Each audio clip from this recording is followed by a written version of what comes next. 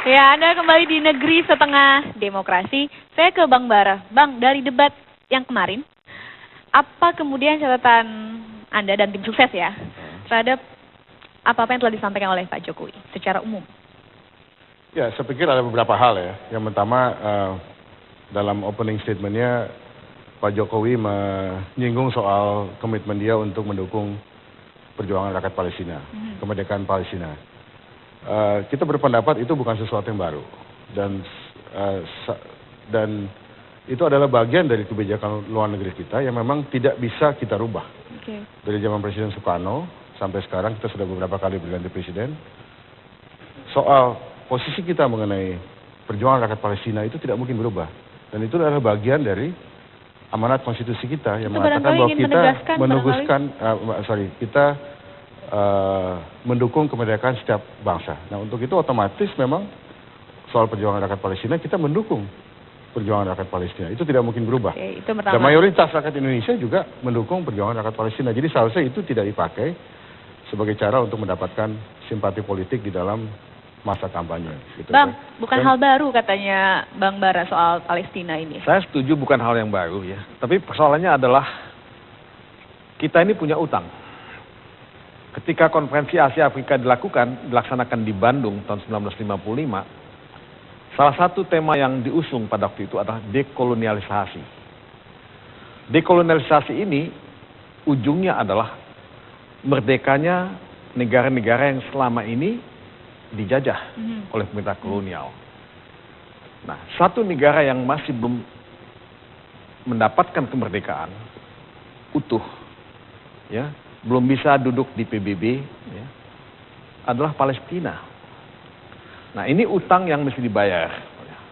Nah, ini hanya reiterasi, pengulangan kembali, penegasan kembali komitmen untuk membantu dan mendukung perjuangan rakyat Palestina. Tapi kalau kata Bang Bara tadi seharusnya tidak diberikan visi misi begitu ya, karena memang sudah ada amanat konstitusi juga di situ. Artinya tidak usah diucapkan dalam visi misi, seolah-olah itu adalah hal yang diucapkan baru oleh Pak Jokowi. Tapi yang kita lihat kan perjuangan itu sampai detik ini belum berhasil.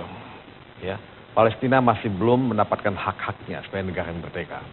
Kedua, pemerintahan SBY juga tidak cukup optimal dalam mendukung perjuangan rakyat Palestina. Nah, menurut saya ini yang jadi titik tolak, dan Jokowi ingin ke depan nantinya dalam menjalankan politik luar negeri yang bebas dan aktif membantu secara optimal ya kemerdekaan rakyat Palestina ini. Ya. Oke. Itu catatan pertama Bang Bara. Apa? Catatan pertama tadi soal Palestina. Iya. Ada lagi barangkali yang kedua mengenai statement respons Pak Jokowi mengenai pertanyaan soal Laut Cina Selatan ya. Apa yang salah? Seakan-akan di situ Pak Jokowi mengatakan Indonesia tidak mempunyai kepentingan langsung. Padahal sebetulnya kita sangat mempunyai kepentingan langsung pada situasi di Laut Cina Selatan yang makin lama ini makin memanas. Ya.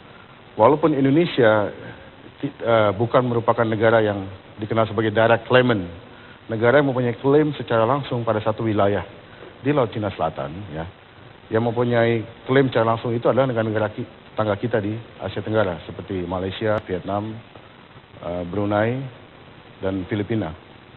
Nah, tapi kalau terjadi eskalasi, ya, misalnya soal pergerakan militer yang dilakukan oleh Cina dan kemudian negara di Asia Tenggara dan negara kita ini kemudian membalas, itu kan pasti berdampak pada stabilitas keamanan di Asia Tenggara, di kawasan ini, yang tentu saja otomatis akan berdampak pada stabilitas keamanan Indonesia. Dan juga tentu saja Laut Cina Selatan itu kan juga menyinggung satu wilayah Indonesia yaitu Natuna. Gitu. Jadi tidak mungkin kita, kepemimpinan kita dalam penyelesaian damai Laut Cina Selatan itu sangat-sangat dibutuhkan. Dan pemerintah sekarang ini dan pemerintah sebelumnya juga sudah memainkan peranan sangat aktif. Misalnya sekarang Indonesia,